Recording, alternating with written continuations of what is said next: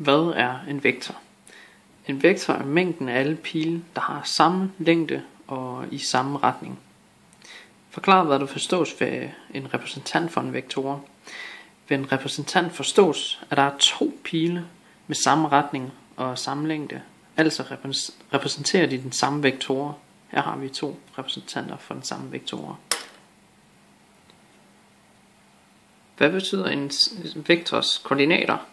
En vektors koordinater viser, hvilken retning vektoren bevæger sig. En vektor A har koordinaterne A1 gange basisvektor I plus A2 gange basisvektor J.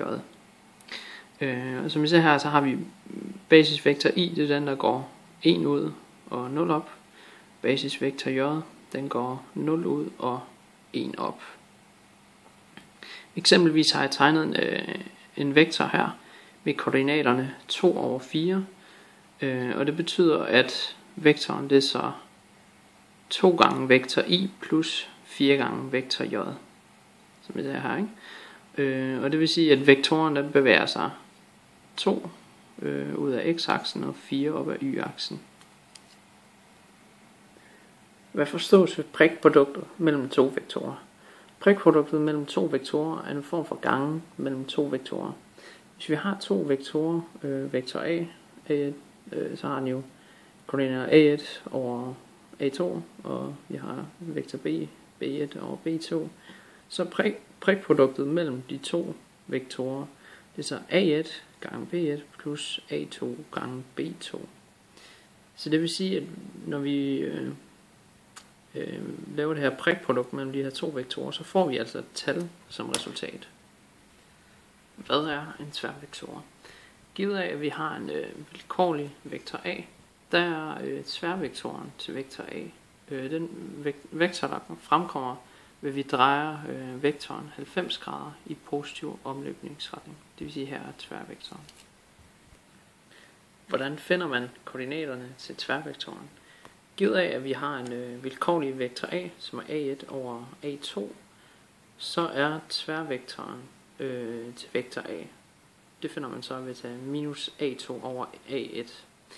Og eksempelvis vil sige en tværvektor til vektor A, som er 2 over 4, det vil så være minus 4 over 2.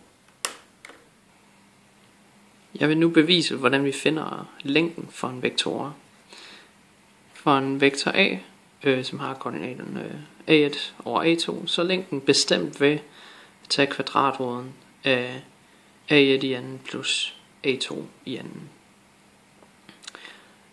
Og det beviser jeg først ved, at vi tænker på, at definitionen af koordinaterne til vektor A, det er jo A1 gange basisvektor I plus A2 gange basisvektor J. Så det er jeg tegnet op her. Og som du kan se, så har vi jo dannet en retvinklet trekant her. Og vi skulle finde længden af den her side nu. Så det vi gør er simpelthen bare, at vi bruger Pythagoras formlen. Så det vil sige, at det her forestiller vi os C. Den her side forestiller vi os B. Og lad os bare sige, at den her det er A. Så nu har jeg skrevet Pythagoras læresætning op. Så nu sætter vi bare definitionerne herinde, ikke? Så det vil sige, at C i anden, det vil så sige, at vi har længden, som så er numerisk værdi af A. Og så sætter vi selvfølgelig anden. Det er lige med A i anden, som så er længden af det her. Så det vil sige, at numerisk værdi af A1 gange i vektoren. Sætter vi igen. Og det plusser vi så med B, det her, længden af det her, som så også udtrykkes som den numeriske værdi af A2 gange basisvektor J. Da jeg ved, at den numeriske værdi af A1 gange I er det samme som hvis jeg tager den numeriske værdi af A A1, og så ganger med numeriske værdier i, at det er den samme. Så kan vi så skrive sådan her, hvor vi sætter det i en hel parentes, ikke? Så vi har numeriske værdier A1, som så vi så ganger med numeriske værdier i.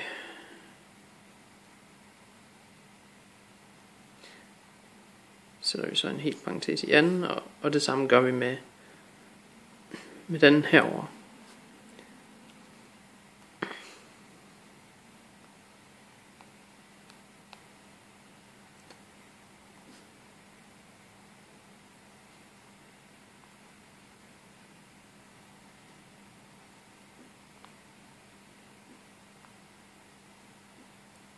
Da vi ved, at når vi for eksempel her ganger med basisvektor i, så ved vi jo, at det er bare 1 hen og 0 op, ikke? Så det er jo, i princippet så er det jo bare som er gange med 1. Så derfor så kan vi så bagefter sige, at det bare er den numeriske værdi af A1 i anden. På samme måde her, når vi ganger med basisvektor j, så det er bare 1 op, så vi ganger i princippet bare med 1, så vi kan bare skrive den numeriske værdi af A2 i anden her. Så og i det at i anden der altid giver et positivt tal, så kan vi godt ophæve det her numeriske værdier, ikke? Så nu skriver vi bare, at vi har A1 i anden plus A2 i anden.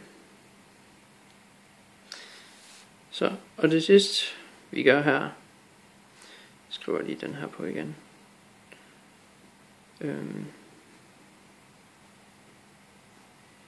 Nu skal vi jo tænke, at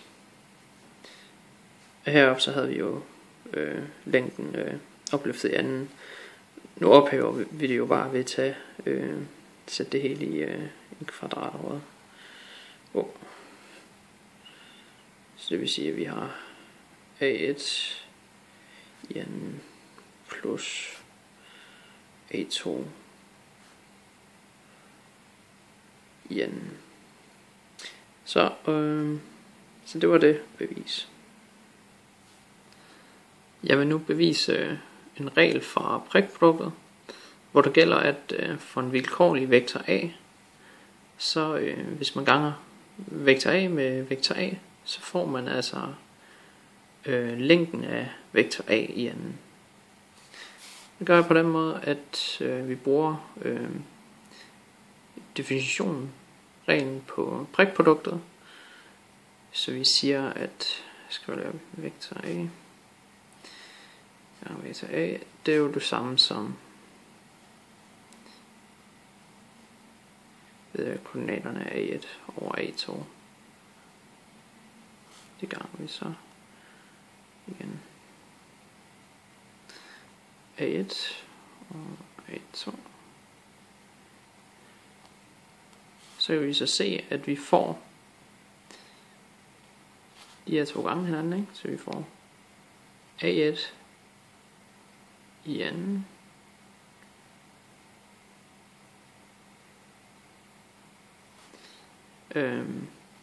plus E2 i anden.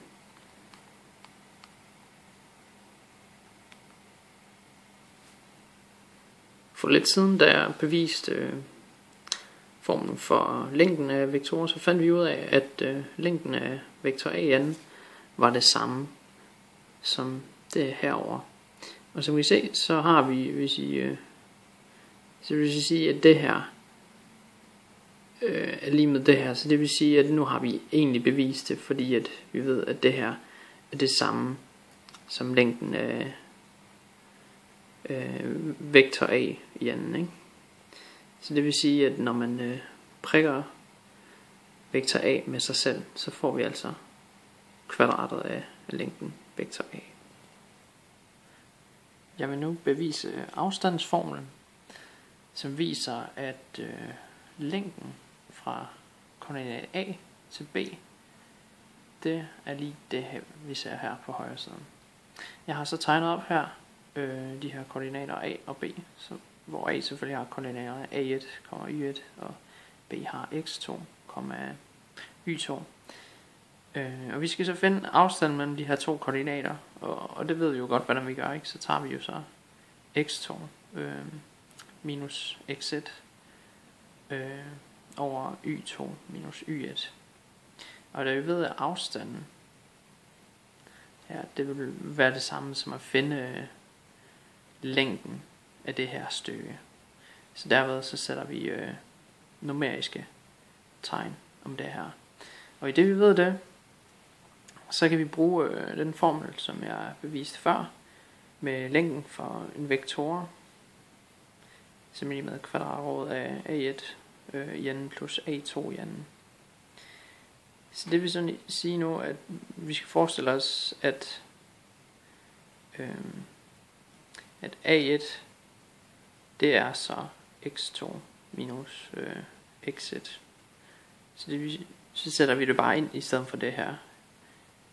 Så det vil sige, at vi siger x2 minus x1. Sætter vi så i anden.